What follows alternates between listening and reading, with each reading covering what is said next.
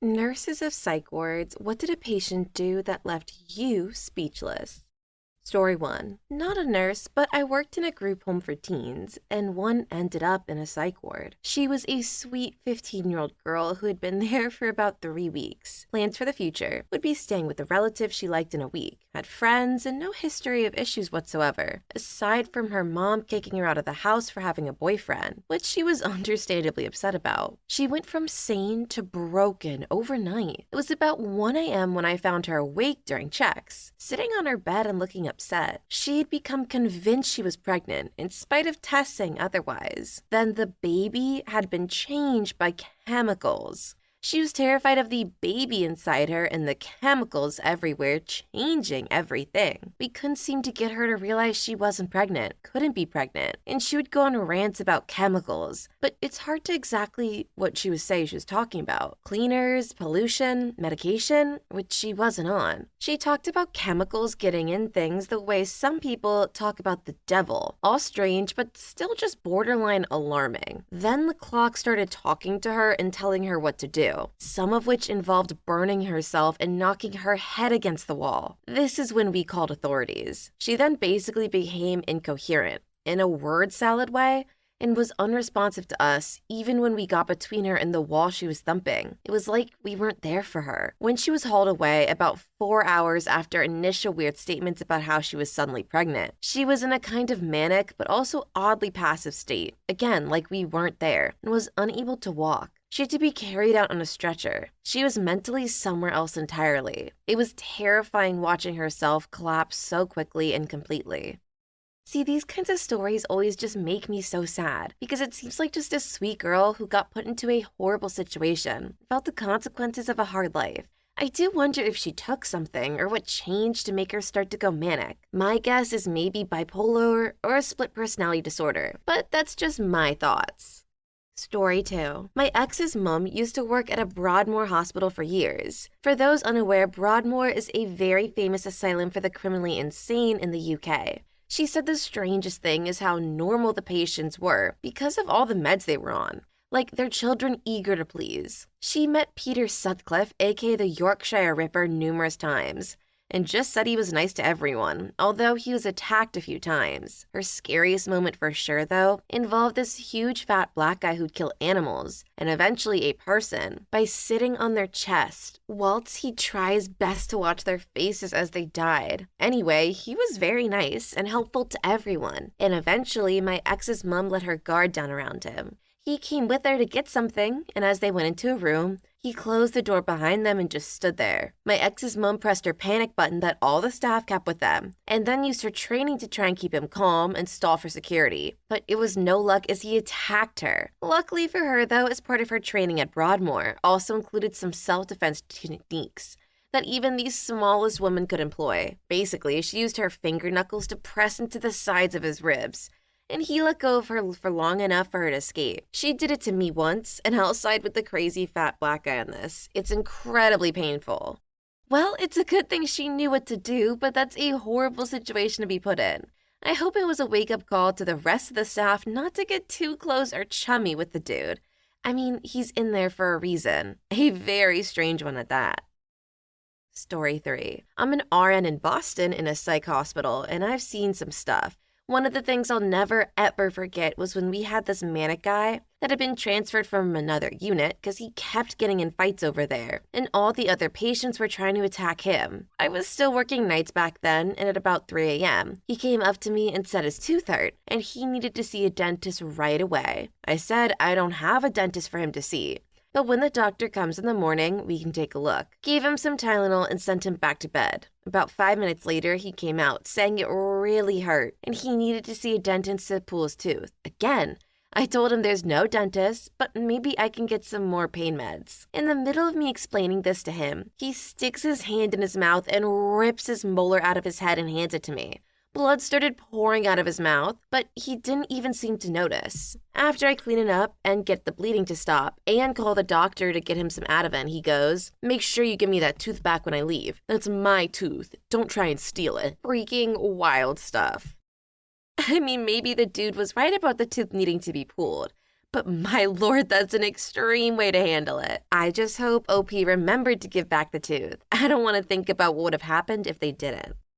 Story 4. Not a nurse, but have had several stays on psychiatric wards for bipolar. To be fair, on most occasions, I didn't enter the wards in the most rational and stable state myself. But what has tended to happen is that even when they bring you back down to earth, you can end up staying for an extra month or two before they let you go. So I have spent some time on psychiatric wards completely sane, if not maybe firing on all cylinders. Anyway, I have seen a few shocking things, like a guy cutting open his wrist with broken glass and bleeding out pretty severely. But TBH, you quickly become desensitized. What tended to leave me speechless was the abruptness of certain behavior, and its total incongruence with facial expressions, etc. For example, sitting watching a TV when a 5-foot-tall, 7-stone woman calmly walks over, suddenly lifts the TV up and throws it into the wall with great force, smashing it to bits, and then calmly sits back down in an armchair, declaring that the TV was ruining her painting. She wasn't painting, by making the armchair give her an orgasm. She never even raised her voice. She then immediately asked me, as if it was somehow related, if I liked Lisa Stansfield. Story 7. I'm a tech at a psych hospital, but I start nursing school in August, so I hope these count.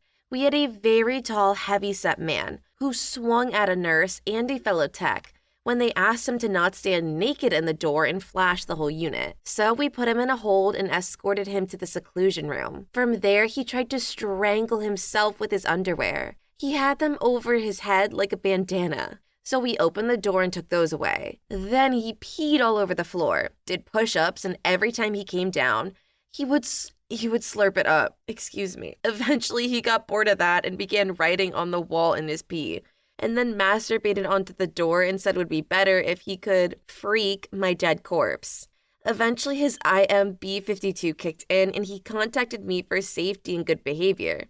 So we opened the door again, and he bit me on the hand and drew blood. From there, I got permission to not be involved in the code, and a peer swapped me out.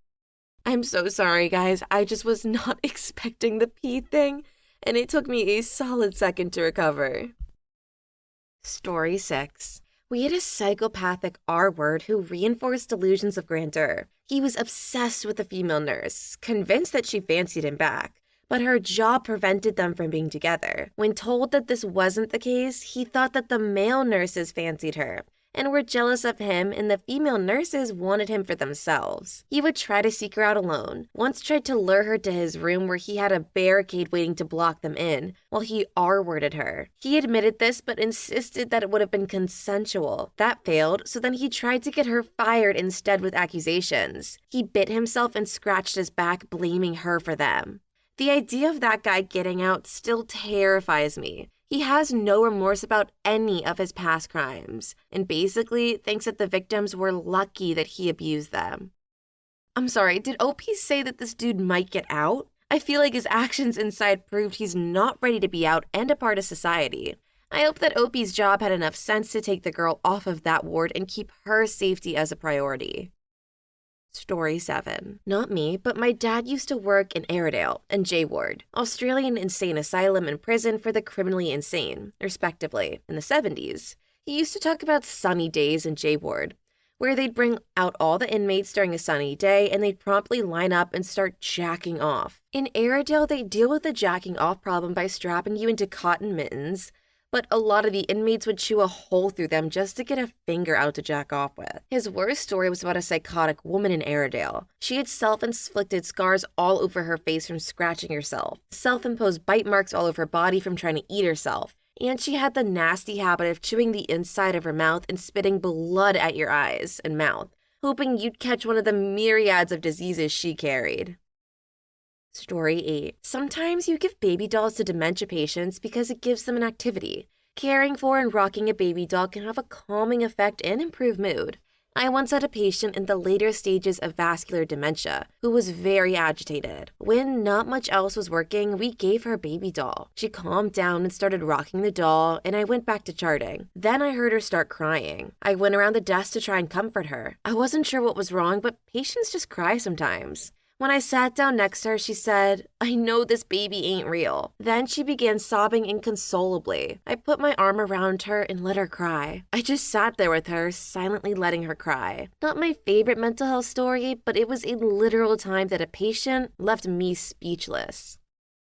Story 9. I was a CNA for about 4 years, and the saddest ever was when my client and resident constantly thought I was her daughter. She went to Harvard and was an extremely brilliant lady in her time. She was nonverbal, but every time I walked into her room, she would exclaim, "Elizabeth, you came." I loved this lady so much. She would only eat when I fed her. She was extremely combative with everyone but me. I ended up quitting my job there but visited her every single day, to the point that her family kind of accepted me as their family. I finally found out that Elizabeth took her own life at 21, and the fact that she thought I was her gave her extreme joy. I never corrected her, and I like to think I gave her peace when she passed holding my hand. She was an amazing lady, and I miss her to this day.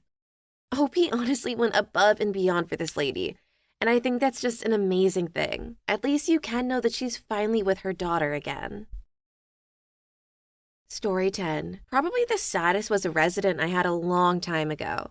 This gentleman was a World War II vet with Alzheimer's and dementia. Probably around once or twice a month, he would relive some battle he was in. He would literally run up the hallway and grab you and yell at you to get down behind the sandbags. He would then tell you to take his Thompson because it was too heavy for him. He would just use his pistol. Then he would get up and run back down the hallway. This guy was old, and seeing him run full sprint like that up and down the hallway during one of his episodes was surreal. I can't imagine having to constantly relive the worst moments of your life, where you witnessed and survived the unspeakable horrors of war.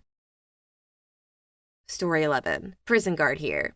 Guy cut his scrotum open to let people know he was serious. Don't know about what. Guy 2 cut off a butt cheek or a big part of and threw it at me as I tried to stop him. Guy 3 punched a wall 3 times really hard, left bloody knuckles, and told me he punched the devil because he was telling him to stab me. But I'm cool, so he told the devil to frick off. Guy 4 pretended to drown himself in a toilet. Basically splashed pee on his face and rolled around crying. Guy 5 had sex with a window air vent and was compliant, yet confused when I asked him to stop. Those were the days.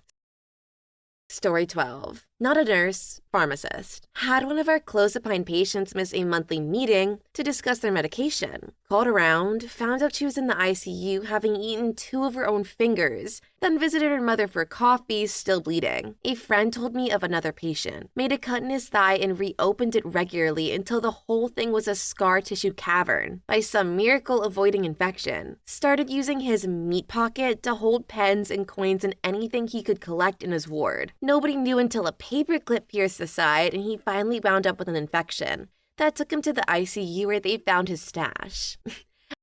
I know a lot of women who complain that their pockets don't hold enough, but I've never heard of a dude using his own skin as a wallet. I can't imagine asking for a pen and seeing it covered in some guy's insides. Story 13. I saw a crazy bipolar woman bring a man out of full catatonia with a blowjob. This was years ago. Security wasn't as tight as these days. Somehow, this extremely manic woman gets into this guy's room. Now the guy, let's call him Gary. Gary has been full catonic since we got him. Couldn't care for himself at all. He would just stare all day long. Well, I guess she must have sucked the depression right out of the guy, because he was right as rain afterward. We found them at the end of the session. Here's a comment from underneath the post. Probably gave his brain the serotonin and dopamine dump it needed to snap out. That's my guess. Never saw him again. Story 14. We had a psych patient on our floor that wasn't really crazy, just really confused and unpleasant in general. One night, I was mixing his drink with some thickener, and per usual, he started yelling about me poisoning him. I explained what it was and that we're all here to help him, not hurt him. And he responded with, "I'm just gonna die." His vitals were fine, he was alert, no red flags, and like I said, he was always pretty unpleasant, so I didn't think much of it. Sure as crap, he coded an hour later, and we never got him back. Story 15. Not a nurse, but a former patient, on many occasions who helped out. Since I am surprisingly stable, even if very weird and uncanny at times. And this one time a co-patient apparently came in with so many fleas, it's amazing. Turns out he didn't wash his hair for the last few months. So besides being oily and heck, it was also full of fleas. When asked why he didn't wash the hair, he reasoned that he didn't want to drown the fleas. I mean, it is solid reasoning, but kinda stupid, because you don't want to have fleas. Story 16. I visited a prison for a warden job and went to see the constant surveillance guys, for their own safety, etc. There was a fellow there who had used a razor to slice his stomach open, and started pulling chunks of himself out for fun. He also started using the hole, which wouldn't heal as a hiding place. A towel was found stuffed in there, which his body had started fusing to. Apparently, he was quite nice. But the whole thing wasn't for me, and I didn't go ahead with applying. Another story about someone using their own body to hold stuff. I feel like this is becoming a pattern more than an anomaly. If I read another story like this, I might just pack it up for the day and go curl up into a ball. Story 17. My sister was actually sectioned earlier this year for her eating disorder. She shouldn't have been, but that's a story for another time. And she was right next to the PICU, Psychiatric Intensive Care Unit. One of the nights she heard multiple screams coming specifically from that ward. One of the patients had bit a chunk out of a nurse's leg as they were trying to detain them. They then started eating said chunk. It's crazy to think these types of things happen. Story 18. This was actually in a state hospital that is part of the prison system for mentally ill offenders. Patient asked for Vaseline, which is fine. They can have Vaseline, whatever. But this patient was given a whole tub. So, of course, he stripped completely naked, covered himself in Vaseline, and ran. It was a secure unit, and he didn't escape. But we couldn't get him back into his cell, all shift, because he was too freaking slippery. No more tubs. Story 19. My aunt was a pharmacist in a psych hospital in Iraq. She told me that a family brought their son in. He was previously detained and tortured by Saddam's security. The young man was admitted as a server case. He then started to hold imaginary trials and sentence people to death by hanging. One day, they find another patient hanged, dead, and the young man was standing next to him shouting, "Justice was served." Story 20. A student, I was studying, and well, this guy began to freak out and carved out his intestines with bare hands. Never thought it was possible, but well, considering him being a former powerlifter, maybe it's possible. Guy was like 6'6" and had to be kept under constant supervision, as he once tried to kill the compounder with food plates. Then he was only given a paper plate and edible crockery. Story 21. A nurse told me one of her patients killed himself on the unit while on one-to-one suicide watch. Edit, patient and staff were at arm's length and patient suddenly charged the wall, smashing his head as hard as he could, breaking his neck in the process. Story 22. Not a nurse, but I used to be a security guard in a hospital, and we had a patient who self-harmed and cut a hole into themselves around their belly button, and then stuck a bunch of paper clips and buttons and things like that into it. Okay, that's it. I'm done, guys. See you tomorrow. I'm just joking, but seriously, are these stories connected or something? Story 23. Not me, but a friend is a behavioral consultant for a psych ward, and once told me a story about a patient that casually approached another patient and proceeded to pin him against the wall and bite his eyelid off. Story 24. Not me, but someone I knew was in a ward with a girl who wanted to be a vampire and drank blood from her own tampons. It's as atrocious as it sounds. She was around 16 and schizophrenic. Story 25. I watched a guy try to remove rats from his rectum, stated that his ex-girlfriend summoned them there. He ended up tearing his rectal walls to shreds. Please leave your story in the comments. I would love to make a video on them in the future. Also, don't forget to like and subscribe.